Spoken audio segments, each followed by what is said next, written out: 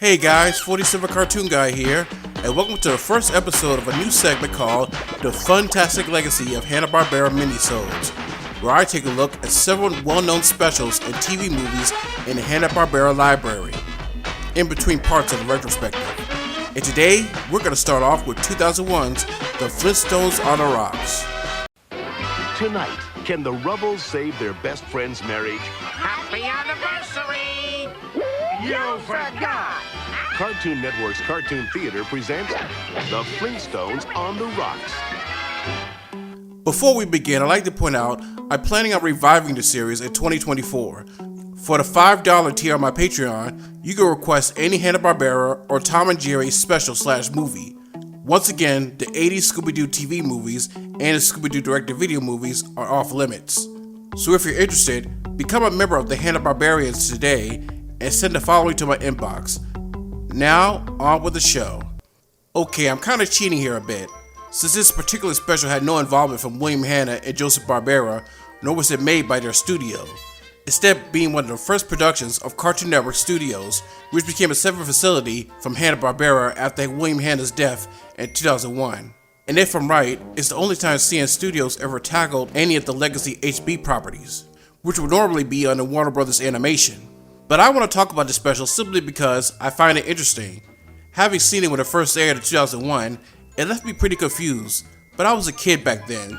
Now that I'm an adult, I'm going to see if this special was an underrated classic, or was it forgotten for a reason. On the Rocks came from that weird period in the late 90s/early 2000s where Time Warner were rebranding the old Hanna-Barbera IPs to the nostalgic baby boomers who grew up with them, after their ability to entertain kids started to dwindle, with less successful outings like Yogi, Cave Kids, and The Real Adventures of Johnny Quest.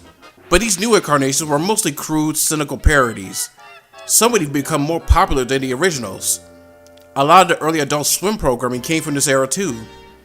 Not to mention what could have been, like an R-rated live-action Scooby-Doo movie, and one-offs, like those weird John K. Yogi Bear Jetsons shorts. Flintstones on the Rocks debuted on Cartoon Network's Cartoon Theater, Saturday night, November 3rd, 2001, in a double feature with the Jetsons meet the Flintstones.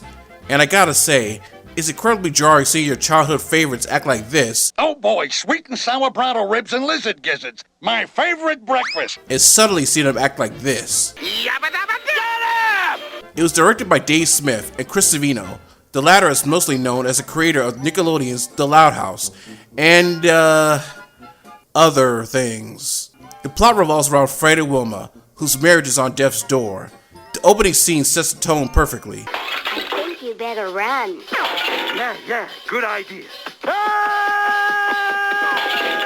Seeing this, Barney and Betty invite them on a vacation to Acapulco for their anniversary in an effort to save their marriage. But everything seems to be hopeless. Through a mix-up, Wilma finds a diamond in her suitcase and assumes Fred gave it to her. Fred, taking advantage of the situation, decides to go along with it, but little do they all know, the diamond actually belongs to a jewel thief, who is planning on wooing Wilma to get it back. We get past the usual Flintstones cliches like rock puns and animal appliances making snide remarks. The special has some quiet and pretty mature moments. The best scenes are like that. Take the opening where Fred comes home from work and eats dinner with Wilma. There's no music, no dialogue, just eerie silence. And it shows perfectly how far their marriage had fallen. There's another scene towards the end where Fred spots a thief flirting with Wilma. Now you expect Fred to go over there and put the guy in his place, but that's not what happens. Instead, Fred sulks at the bar and monologues to himself about how his failed marriage was his own doing. It's actually pretty profound. Many modern viewers might also be puzzled to see how much of a dick Fred is. Granted, in the original series, he was a grumpy curmudgeon with a good heart, which makes sense seeing how he was modeled after one of TV's most famous grumps. Once the show became more aimed towards kids, there was a big push to make Fred more friendly and soften his character a bit. And they were usually having him commercials, merchandise, theme parks, etc., all with a big smile on his face. Here, he's pretty crude, dim-witted, loud, and even unpleasant at times. And, also, he's kind of racist in this. I get he's supposed to be an ugly American here, but it could get a little uncomfortable. It's written in Spanish, Fred. Only the Rubbles could have brought us somewhere all backwards. Flintstones and the Rubbles are here. I should also talk about the animation and the art style. You see that thick outline look? That was very popular in the late 90s/2000s. Here, the more wonky designs along with the abstract backgrounds or a throwback to the Ed Benedict style from the old show. Something that was sorely missing in the revivals. A lot of the same crew from Dexter's Lab and Powerpuff Girls worked on this. Even Jenny Tartakovsky was a producer. The designs were done by Craig Kellman, whose work I really enjoyed in the Hotel Transylvania films. In an interview with Chris Savino on the old Cartoon Fridays fan site, he mentioned the designs were left over from a merchandising promotion for the Flintstones' 35th anniversary, which apparently didn't do so hot. Prior to the special, Craig's designs were also used on several Cartoon Network ID spots. The one scene everyone remembers is Fred's Daydream, a beautiful stop-motion sequence by Screen Novelties, the guys behind Robot Chicken. All the voice actors do a great job emulating the originals. Jeff Bergman, Tress MacNeille, Greg Griffin, but the big surprise was Kevin Michael Richardson as Barney. For the longest time, I thought that was Frank Welker. That's amazing. Dude's got a lot of range. The stuff with the thief does clash with the rest of the film. Granted, it would have been out of place in the original show, but it is pretty distracting, having it lumped in with the depressing marriage stuff. Some of the jokes can be hit and miss, and the misses can get awkward, like the overly long gags that pad the running time, and the Fred and Barney bathing suit scene. This would have been right at home on Simpsons or Family Guy, not the Flintstones. Some of the adult humor is subtle enough that will go over a kid's head, and even some of the meaner jokes work. Yes, Mr. Slate, sir, you called? I know you wanted that promotion, Flintstone, so I'm giving it to Rubble. Barney? Flintstones on the Rocks aired for the final time, March 2002. It didn't have any home media releases. It's not on any of the Flintstones season releases, and you can't even find it on streaming. And there's no information to know how well it did ratings-wise, so we can only assume the subject matter is why WB has been hesitant to re-release it. The same crew from On the Rocks were also in production on a Quick Draw McGraw special, but it was eventually scrapped. According to Brian M. Miller, basically, it wasn't working creatively from the network's view. As a result, it was shelved. We got as far as storyboard, as I recall, but never took it any further. Although rare to get that far in the process and then stop, it does happen. As a special, it was also a higher budget, making the risk higher as well. Finally, I'd say Quick Draw wasn't the most popular character, so bringing an audience to watch might have been tough. Flintstones on the Rocks never really performed well, too adult, and it preceded Adult Swim, so hard to find its audience. the Flintstones were on hiatus for the rest of the 2000s, only continuing appearing in Fruity Pebbles commercials and some very hilarious cameos. The characters would return in the 2015 direct-to-video film, Flintstones WWE SmackDown. It was stupid, but the animation and art is really good. Probably the best the characters have ever looked. Then on the Boomerang app, there was Yabba Dabba Dinosaurs. I never saw it, but maybe it'll be good.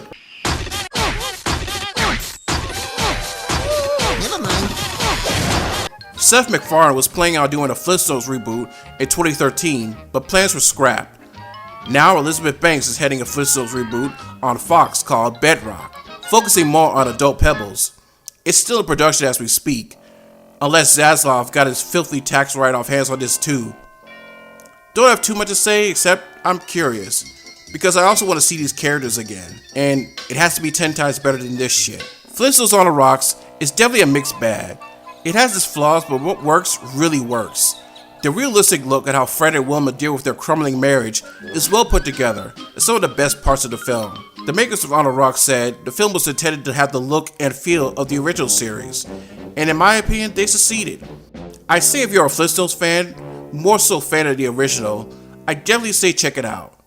Until next time, I'm 47 Cartoon Guy, and I gotta fly. Hold it. Yabba dabba doo.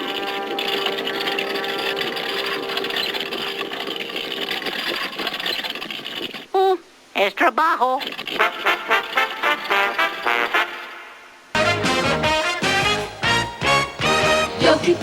Who doesn't love Yogi Bear? Known for being one of Hanna-Barbera's first breakout stars, Yogi first appeared in the Huckleberry Hound show. His segments became so popular, he spun off to his own show in 1961. This picnic basket-stealing bear won the hearts of millions, and like most people, I grew up watching the reruns. I loved watching him as a kid, but as an adult, I think I love him even more. There's so much charm to the series that's so fun to watch. And Yogi is a likable character too, with his love of food and his anti-authority attitude. Some of the other spin-offs and specials are certainly entertaining, and the movie Hey There's Yogi Bear is one of my favorite films.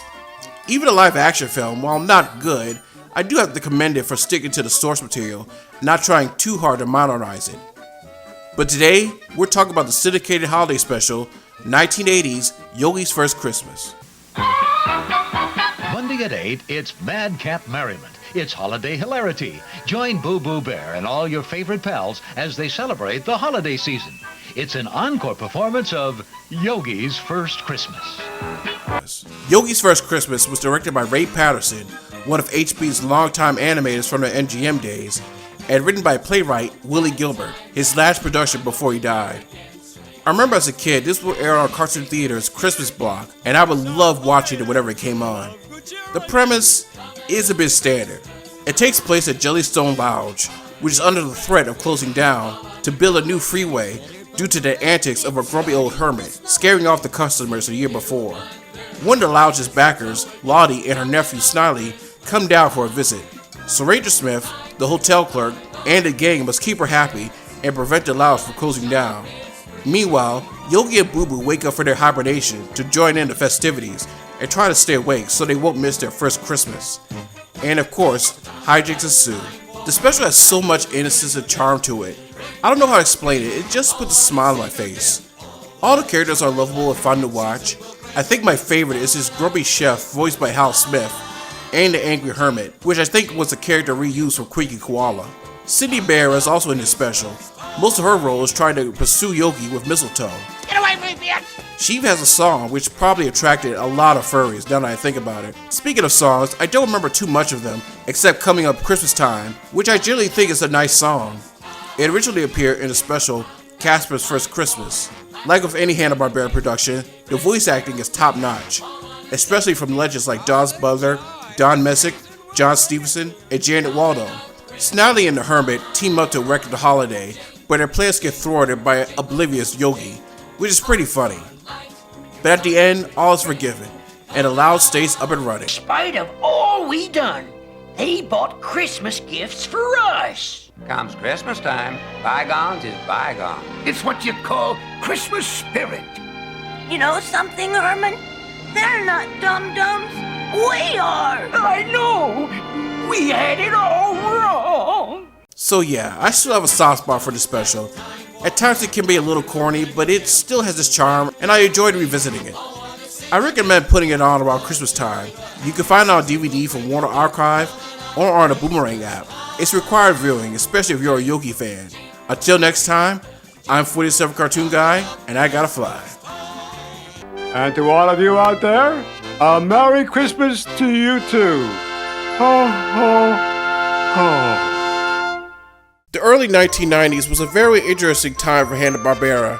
Turner's acquisition of the HB library in 1991 meant many changes, as most projects featuring the studio's classic characters were slowly being phased out to focus on original programming on a then new cable channel, Cartoon Network. Now, we're going to go into more detail about this in part 4, so stay tuned for that. However, there were several primetime specials featuring the classic characters, such as Flintstones' Ayabba-Dabba-Doo, Yogi the Easter Bear, Johnny's Golden Quest, and the subject of today's video, the 1994 TBS special, Arabian Nights. A handsome prince, a beautiful princess, and a love pulled apart by an evil wizard. It's the kind of story that could only be told by Scooby and Shaggy. With new jobs as royal food tasters, they have to keep a prince entertained if they ever want to eat again. With Yogi Bear, Boo Boo, Magilla Gorilla, and of course, Scooby and Shaggy. Cartoon Network's Cartoon Theater presents Scooby-Doo's Arabian Nights, Saturday at 8 on Cartoon Network. Arabian Nights was directed by June Falkenstein and Joanna Ramirza, and written by Gordon Kent. The plot revolves around Scooby-Doo and Shaggy getting jobs as royal food tasters for a young prince. But of course, being Shaggy and Scooby, they screw up by eating everything in sight. After a short chase by the prince's bodyguards, they end up in a harem where Shaggy, disguised as one of the girls, and distracts the prince by telling him two stories. One, a gender swap version of Aladdin, which takes up most of the special, and the other, a Sinbad the Sailor story, featuring Magilla Gorilla as Sinbad. I've seen this movie a few times as a kid, and every time I did, I quickly forgot about it. Mostly because the stories in this film aren't interesting. I have a feeling someone was really passionate about the female Aladdin segment. I just don't think it translated well on screen. But I remember the main characters being a bit boring, and the story does go on a bit too long. On top of that, I love Yogi and Boo Boo, but come on, they're no Robert Williams. It's interesting that subsequent VHS and DVD releases would title the film Scooby-Doo and Arabian Nights, when in actuality, him and Shaggy don't have much to do in this movie, and they're in the film for about 15 minutes. And is it me, or did their subplot totally rip this off? In fact, the whole movie seems to be a mishmash of what was popular at the time. The Disney Renaissance movies, namely Aladdin, and the 90s Steven Spielberg Warner Brothers cartoons, right down to the music. And honestly, it really doesn't work. With the HB characters, they just seem out of place. The animation too is a bit odd.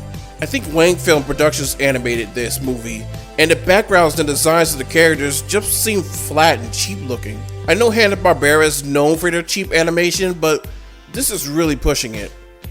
Which makes it even all the more awkward when they try to imitate the 90s Warner Brothers cartoons. There's a lot of weird lines and references, like when the Cyclops randomly mentions going to see cats twice, or how about when the chef spouts out exposition to himself. And also this scene. Say, this isn't bad. What do you mean this isn't bad? Didn't you make that? There's also a lot of talent here, not only from artists such as Butch Hartman, Mike Moon, Floyd Norman, and Julian Chaney, but also voice actors, including HB regulars like Alan Melvin, Greg Burson, Frank Welker, Casey Kasem, and Don Messick. And believe it or not, the last time you'll hear him doing Scooby-Doo and Boo Boo's voice. But also Rob Paulson, John Cassier, Nick Jameson, Maurice LaMarche, Eddie Deason, Charlie Adler, Tony Jay, and even Jennifer Hale in one of her first voiceover roles. It's a shame it's all wasted on this otherwise very dull movie. And for a long time to be one of the last productions to feature classic Hanna-Barbera characters, though we will see tons of Scooby-Doo later on, it's definitely a low note to go out on. Not the worst thing in the world, but personally, I'd skip it. Until next time, I'm 47 Cartoon Guy, and I gotta fly. Scooby-Dooby-Doo! Merry Christmas, everyone. In honor of this special day, we'll be looking at the obscure Hanna-Barbera Christmas special, The Town Santa Forgot.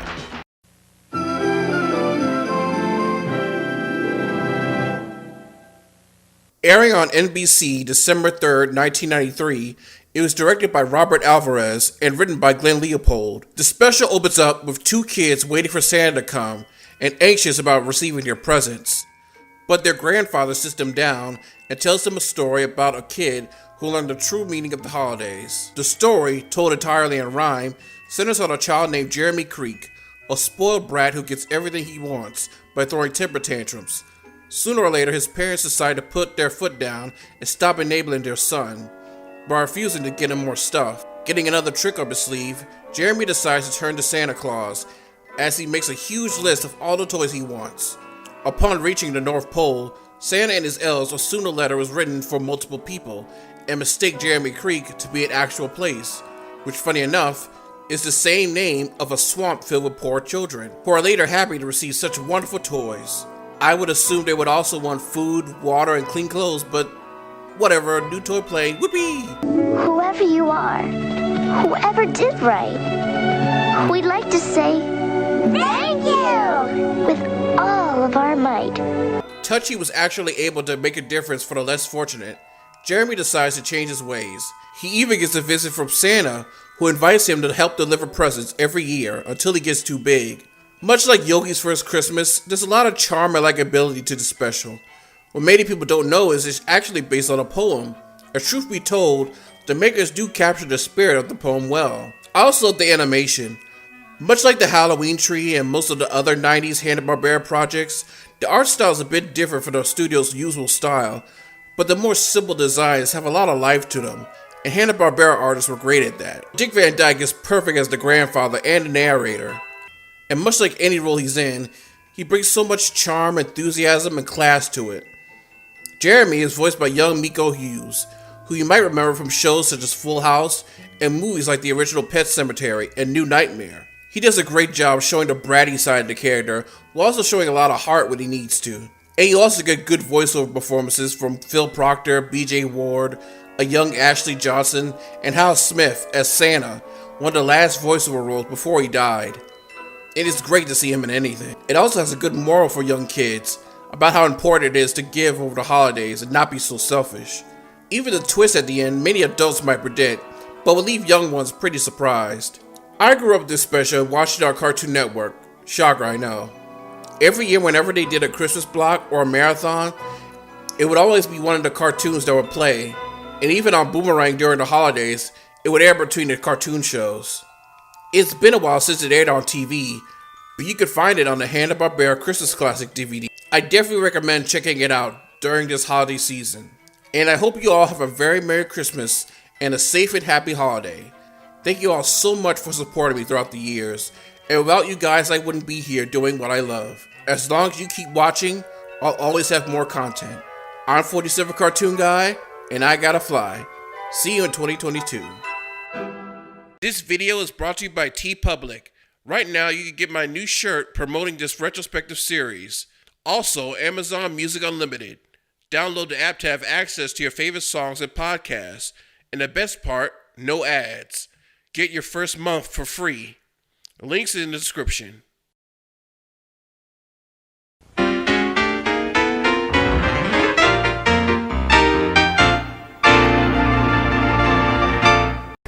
Dexter's Laboratory was the first Cartoon Network original series, as well as one of the last cartoons made at the Hanna-Barbera studio at Cahuenga Boulevard before it closed down. The premise? A boy genius hires a secret laboratory from his parents and gets annoyed by his older sister Dee Dee, who constantly interferes with his experiments, butts heads with his rival Mandark, and getting himself in and out of trouble thanks to his inventions. There are also other segments, like Dal and Monkey, and The Justice Friends, my personal favorite of the two.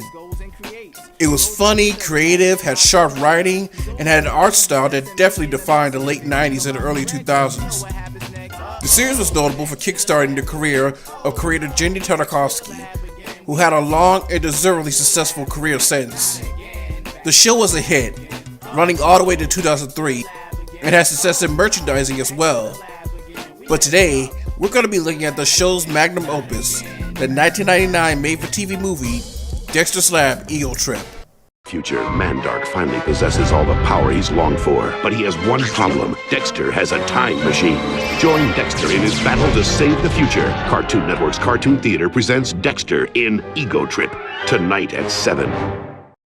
I saw this movie the night it premiered, and as a kid, I loved it. As an adult, I think I love it even more. Notable for being the first Cartoon Network original movie, it was directed by Jendy and written by Jendy, A.B. Kenny Rogers, John McIntyre, Craig McCracken, and Paul Rudish. The plot revolves around Dexter, who learns he saved the future, but doesn't know what he did for it to happen. So he uses a time machine to find out. Along the way, he meets a skinny weakling version of himself, an elderly version of himself, and a macho buff action hero version of himself. It becomes Dexter's Lab No Way Home as they team up to stop Mandark, who stole Dexter's invention, from taking over the world. The premise is nothing new. The idea of going through time to stop evil with past and future incarnations was done several cartoons before and a lot after. But the way it's executed makes this one heck of an entertaining watch. Much like Jenny's other works like Samurai Jack and Primal, Dexter's Lab excels in atmosphere, and this movie is chock full of that. It's a visually creative movie, and the production design is just fantastic. And I just love the look of the hellish future they create. It really complements the concept of the negative flow that plagued the Earth when Mandark took over. Even the designs of the characters are tweaked a little bit. Speaking of which, I love the characters. Dexter's is just as likable as always. Even though he's arrogant and self-centered, they do take the time to show him fighting for what's right. My favorite is when he meets his skinny, weak self. It gets disappointing when he finds out what he's become. And is it me, or did Family Guy rip the scene off? Weakling Dexter can be a little annoying at times, but he makes up for it at the end. And old man Dexter gets a few giggles. I really love Action Dexter due to how much of a badass he is. Even Mandark. I can't believe I'm saying this, but at times he can be legit intimidating. Even with Eddie Deezer doing the voice. But you could also buy a character like this would be so corrupt over time. Much like the show, there's a right balance of humor and action-adventure. And there are some good laughs in this. Especially this adult joke I never got as a kid. Honey, I don't think that's gonna fit. Just a little more, dear. Got it. See, hon? I told you I could do it. Even some of the interactions are funny too. The real star of the movie is voice actress the late Christine Cavanaugh. She brings just the right amount of charm and likability to Dexter. And it's really impressive listening to her talk to herself when the three Dexters interact. Even looking back at the show, there was such a unique way she performed the character. Something I never felt the replacement Candy Milo got right. Nothing against her, of course. Christine's performance in this movie even won her an Annie. She's sadly no longer with us, but what she brought to characters like Dexter, Chucky, and Babe will last forever. May she rest in peace. There are some scenes and jokes that go a little bit too long, and the ending you're either gonna love or really hate, depending how you feel about Dee Dee. Sadly, the movie isn't available on streaming or DVD and Blu-ray. The last time it had a home media release was on VHS in 2000. It's not on HBO Max, the Boomerang app, iTunes, nothing. Currently, you can watch the whole thing on YouTube, so check it out there. This was originally supposed to be the series finale of the show, for real this time. But the success of the movie led to CN renewing the show for 2 more seasons without Jindy. And it should have ended with Ego Trip. I don't think they ever got this good again. But with that said, I recommend this movie. Creative visuals, great performances, and entertaining but still familiar story. It's a fun ride, whether you're a Dexter fan or a Jindy Tartakovsky fan. And it deserves to be talked about. Until next time, I'm 47 Cartoon Guy, and I gotta fly. I always felt the Jetsons was one of the HB properties more deserving of a revival. With more and more technology in our always changing world, it'll be cool to see their takes on it, as well as modern life in the future. For whatever reason, it seems like they always had trouble getting some kind of continuations off the ground. There was the late 90s reboot that was cancelled after the Turner Time Warner merger, and a live-action sitcom on ABC in 2017 that never saw the light of day. It wasn't until that same year we got a new Jetsons project, Jetsons WWE Robo WrestleMania, and it was a stupid WWE crossover. The kids today don't know what the Jetsons are. Hey, let's add those wrestling guys. That'll bring in the bucks. But I guess the main reason we haven't seen much of the Jetsons is probably due to the failure of the 1990 motion picture Jetsons the Movie. Jetsons the Movie was directed by William Hanna and Joseph Barbera, their last production they ever directed together, and written by the late Dennis Marks, who also wrote the animated Tom and Jerry movie. The plot revolves around George Jetson getting a promotion from his boss, Mr. Spacely, causing the whole family to move. It turns out, George is running a new Spacey Sprockets asteroid mining plant, but it keeps malfunctioning, and something seems to be sabotaging the plant's progress. That something turns out to be a group of creatures called the Grungies, available wherever toys are sold. The other members of the Jetsons clan have their own subplots too. Elroy, frustrated on losing his spaceball game, meets a new friend, Teddy 2, who's the robot son of George's co-worker. Judy falls in love with a new boy, who looks like he should be fighting cavity creeps. And Jane, well, she's shopping. Hey, don't look at me, that rap song at the end says it. Judy's got a boyfriend, Elroy's got his team, Jane's shopping. Women be shopping, baby. Plot really isn't all that spectacular, and the message can be a bit on the nose, but I'm not gonna lie, I honestly find this movie pretty entertaining. It's funny because I don't think this ever aired on Cartoon Theater back in the day, and I think I first saw it when I was a teen on Encore or something. Before then, I had no idea it existed. There's a good reason, but we'll get to that in a minute. All your favorite characters are back, looking and sounding different than before. Sadly, many of the original voice actors would end up being replaced, and for most of them, it was their final film. Dawes Butler, voice of Elroy, died before the film was in production, and George O'Hanlon and Mel Blanc died during the film recording their lines for George and Mrs. Spacely. Voice actor Jeff Bergman was brought in to finish their lines. It's time for the Jetson traffic beater. Inflate a cop. Sure, Elroy. I wouldn't miss it for the universe. Don't slobber, George. You and your family leave tomorrow. Don't give those guys any more donuts. And yeah, let's get to the elephant in the room. For those who don't know, Judy was voiced by original voice actress, the late great Janet Waldo, who reprised her role and recorded all her lines for the film. But some genius at Universal thought to replace her with then pop star Tiffany, who was originally supposed to just sing the songs. Executives thought her name would attract a hip young audience. There was just one problem. Animated films take a long time to make, and by the time the movie was ready to release in 1990, Tiffany's popularity was on the decline. As Iwu Takamoto recalled, 15 years later after the fact, Janet Waldo was still working, while most people, saying the name Tiffany automatically brings to mind a lamp. Even a photo spread in Playboy was unable to revive the singer's career. Side note, said Playboy spread? Really nice. The practice of replacing talented voice actors with celebrities for name recognition still goes on today, and people are really getting sick of it, and I'm really happy to see that. While Tiffany is no voice actress, she can't be blamed for this. And I don't blame her. You can tell she's generally trying to put on a good performance, but the songs she sings in the film, while dated, kick so much ass. I'd Always Thought I'd See You Again is a sweet love ballad, and I can listen to You and Me 1,000 times and never get tired of it. In fact, that's another thing about the movie. It's dated, but it does have its charm. Like the late 80s, early 90s music video, the rapping, even the CG, which was probably impressive for the time, but now looks like PS1 graphics. The animation too is worth talking about. Back then, feature films based on cartoon shows weren't really as often as you may think, so they were given much bigger budgets, and could have more movement and shading. And the characters felt more alive compared to the series' limited animation. At some parts, you can even see when Kennedy cartoons took over. There's also great character moments. I love the scene where George finally grows a pair and stands up to Mr. Spacely. John Debney's score is pretty nice too, having a familiar Jetsons theme, but also very epic for a feature. John actually got his start in TV and was trained by Hanna-Barbera veteran Hoyt Curtin, and this was one of his first major films. The movie was finally released July 1990. It was promoted well, with Universal Studios advertising the film on their then new simulator ride, The Funtastic World of Hanna-Barbera, and Wendy's had a tie-in with the film for their kids' meals.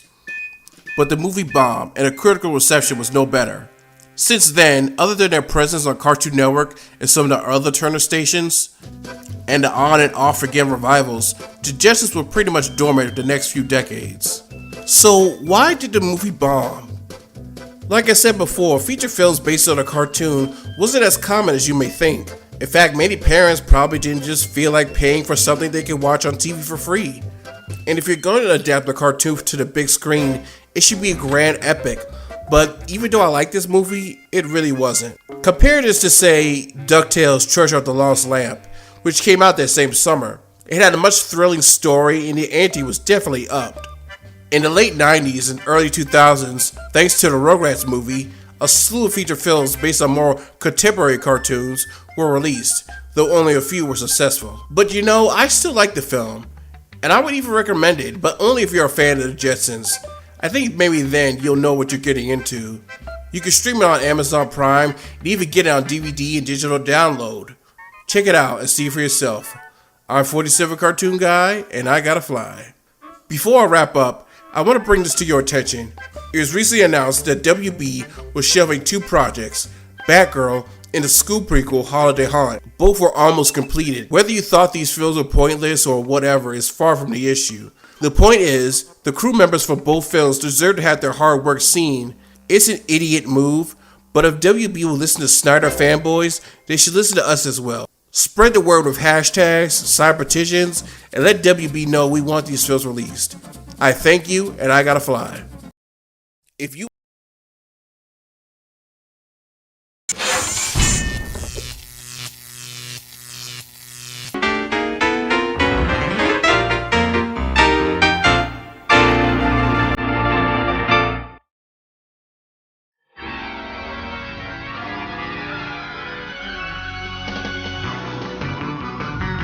It's October again, which means it's time for a special Halloween installment of the Funtastic legacy of Hanna-Barbera Minisodes. Now for this video, I could go over notable specials like the Emmy-winning classic The Halloween Tree, the live-action underrated The Last Halloween, the Flintstones special where they meet Rockula and Frankenstone, or even the Casper special, Casper Saves Halloween.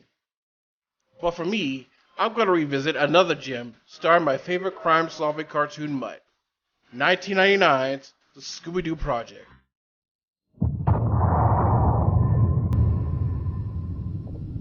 This was supposed to be just another mystery in the woods. Have you heard these woods are haunted? You kids stay away. Those woods are cursed. I never go near them. Like I bet she never goes near a dentist either. We were cocky. Why shouldn't we be? Don't forget, it's my turn to pull off the mask. But then we got lost. In over our heads. Wait a minute, I found a clue. Footprints. No. Those are our footprints. Those are our footprints. Was the curse real? Will someone go out there for a Scooby snack? Somebody! Anybody!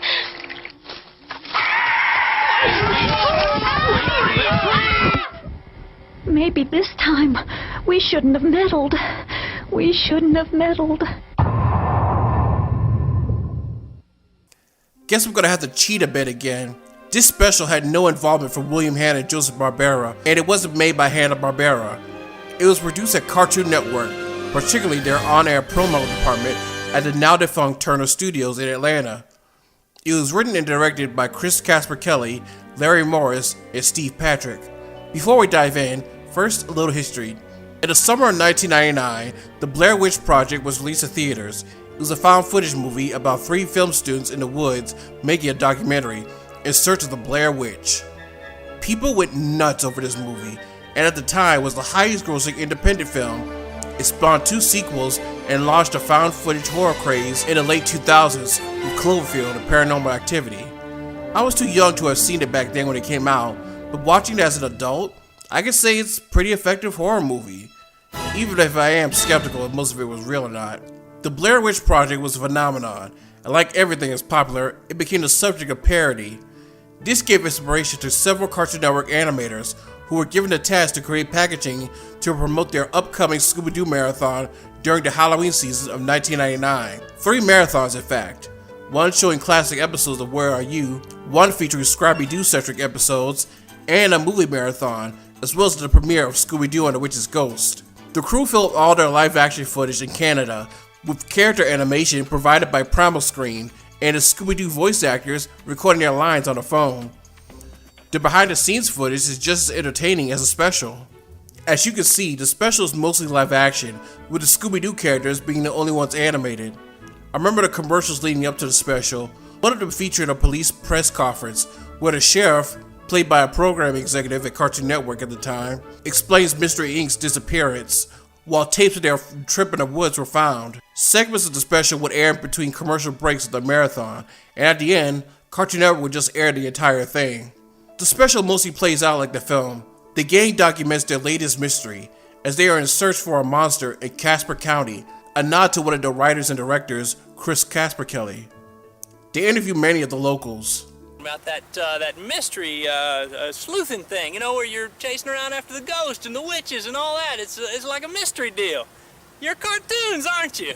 The gang decides to camp out in Casper County woods in pursuit of the monster, and as always, spookiness and Scooby hijinks ensue. The special is known for being just as creepy and suspenseful as the Blair Witch Project, and also, there's something pretty unsettling about seeing these usually friendly characters snapping at each other and slowly losing their minds. Were you just admit that we're lost, Velma. Fred, give me the map. I don't have the map. I gave it to you. Just remain calm. You remain calm. I am calm. You're the ones that aren't calm. I'm calmer than you. I'm always calm, man. I'm the calm one. I'm calm. I'm calm. That's disturbing. We'll return after these messages.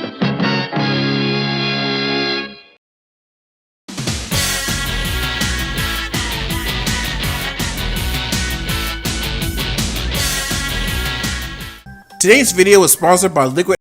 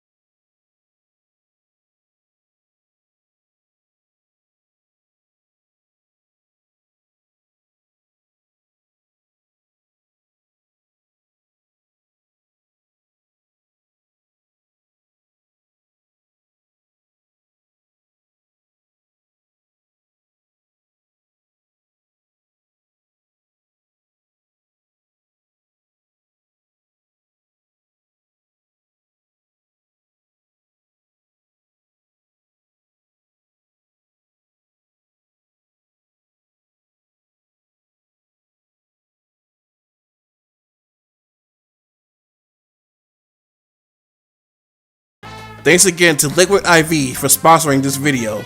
Now, on with the show. Not only that, but the special is pretty funny. A lot of it has to do with the dialogue and mocking the Scooby formula.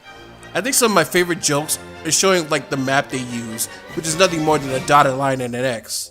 Shaggy being snarky, and probably the only time I ever found an anti-Scrappy joke funny. The gang runs into him in the woods and get annoyed by him pretty quickly, and once they hear something, Scrappy runs off and tries to fight it. The gang responds by up and leaving him. Wow, that is harsh. The performances are great too. Frank Welker, BJ Ward, Scott Ennis, and the late great Mary Kay Bergman are fantastic as always. When the gang are irritated with each other, they feel like they're irritated, and when they're scared, they really feel like they're scared. The final scene has them all entering a haunted house, where they're chased by the monster. They do the famous hallway gag, and reference one of the most famous scenes in the Blair Witch Project. The special ends with a missing persons poster suggesting Mystery Inc. didn't make it. For 1999, that's pretty heavy. Here where your favorite childhood characters got killed.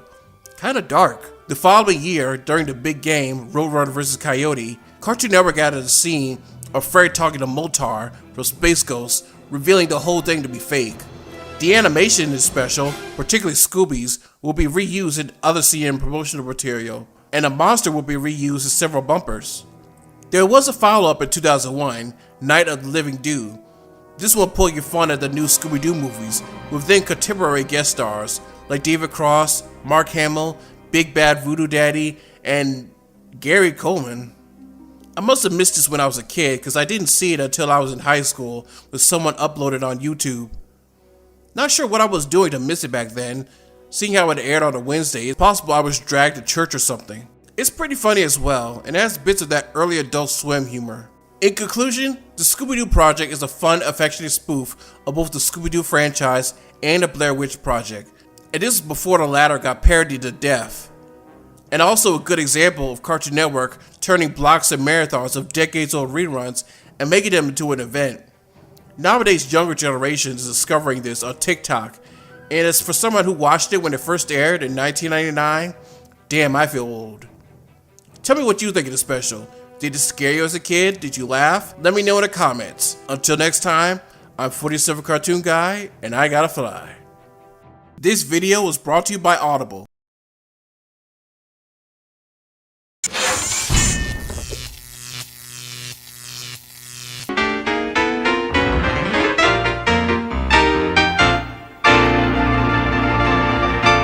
Before Freddy fought Jason, before Timmy Turner met Jimmy Neutron, before the entire Marvel Cinematic Universe, there was of course Hanna-Barbera. With a library as huge as Hanna-Barbera's, full of a diverse cast of characters and shows, naturally they were crossed over from time to time.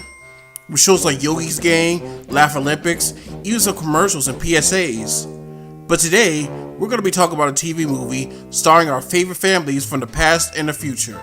1987's The Jetsons Meet the Flintstones. Tonight, take off on a timely adventure. Hey, where'd everybody go? When the Jetsons travel back to prehistoric Bedrock and run into America's very first family, there's lots of Stone Age surprises for the Space Age visitors. Oh no, the wrong family went back to the future. Watch what happens when the Jetsons meet the Flintstones tonight at 8 on Movie 32. The Jetsons Meet the Flintstones was written by Don Nelson and Arthur Alsberg and directed by Don Lusk and Ray Patterson. Before we dive in, first a little history. From 1987 to 1988, Hanna-Barbera launched the Hanna-Barbera Superstars 10. These were a series of made-for-TV movies starring HB's most famous characters that aired to syndication. For those who don't know, this is where the Red Shirt Shaggy era Scooby movies came from. But we'll be talking about those at a later date. But the most memorable of these was, of course, the iconic crossover event, The Jetsons Meet the Flintstones. After its airing, it'll be re-released many times and circulated in reruns for years. I remember as a kid, it was one of the movies of the week I would look forward to on Cartoon Network's Cartoon Theater. I can recall looking at the guide and seeing when it was airing. Ooh, The Jetsons Meet the Flintstones is coming out tonight. No matter how many times I saw it, I always sat right in front of the TV to watch it. The story. Fred and Barney want to plan a vacation for their wives. For some reason, Pebbles and Bam Bam are noticeably absent, but they don't have enough funds to do so. So Fred schemes up a way to get the money disguising themselves at Mrs. Slate's poker game. They get caught and immediately fired, resorting for Fred and Barney to take their wives on a cheaper vacation, a camping trip in the woods, even though Wilma and Betty wanted to go to Honolulu Rock. Meanwhile, in the future, George Jetson is having a little problem of his own. He's in the middle of a Spacely-Cogswell rivalry, as the latter is stealing Spacely's business ideas. George finds out his computer Rudy,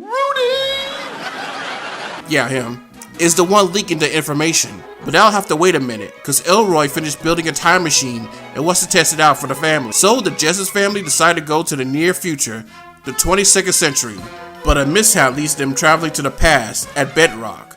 And wouldn't you know it? They just so happen to be in the same spot as the Flintstones and the Rubbles, which lead to the movie's signature scene.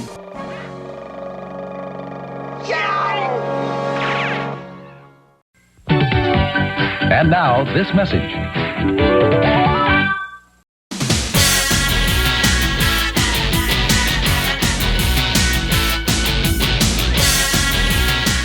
Today's video is brought to you by Audible. Audible allows you to listen to audiobooks and podcasts on any device, whether it be a smartphone, iPad, or tablet, and it picks up right where you left off, with thousands of titles to choose from. Right now, the book I'm listening to is I'm Glad My Mother Died by former iCarly star Jeanette McCurdy. It's an interesting and very heartbreaking read, and it really is an eye-opener when it comes to kid actors that manage their parents and Hollywood. I definitely recommend it. Sign up for a 30-day free trial, and your first audiobook is covered. Go to audible.com/cartoonguy. Again, that's audible.com/cartoonguy. Now, back to the show.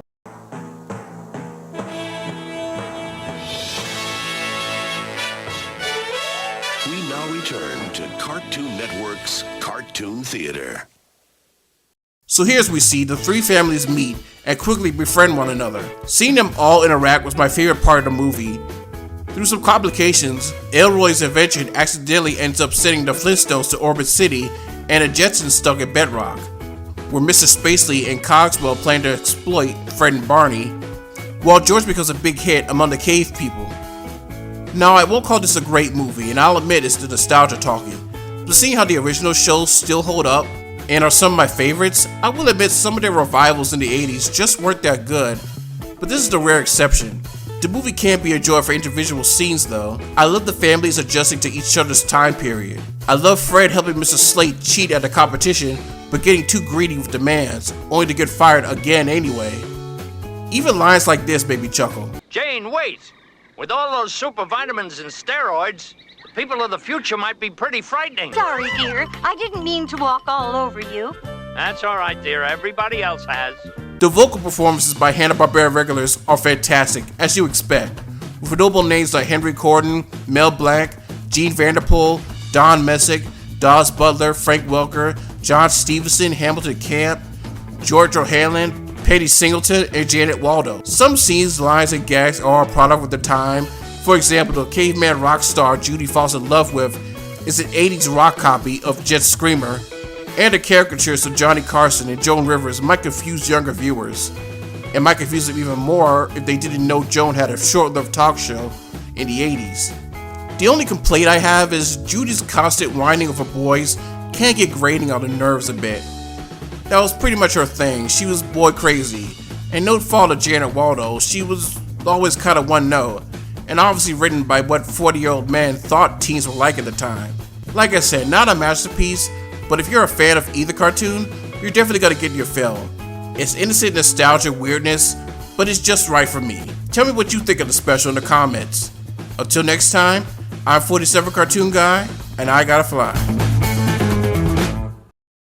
If you want to support this series and many other videos, click the link below to my Patreon. You get a special credit, early access, shout out to your channel or blog, even a commission by me. Every dollar goes into the production of these videos for software, research, DVDs, as well as help put food on the table. If you're not able to donate, you can also help by liking, commenting, subscribing, and clicking the little bell icon. I thank you, and I gotta fly.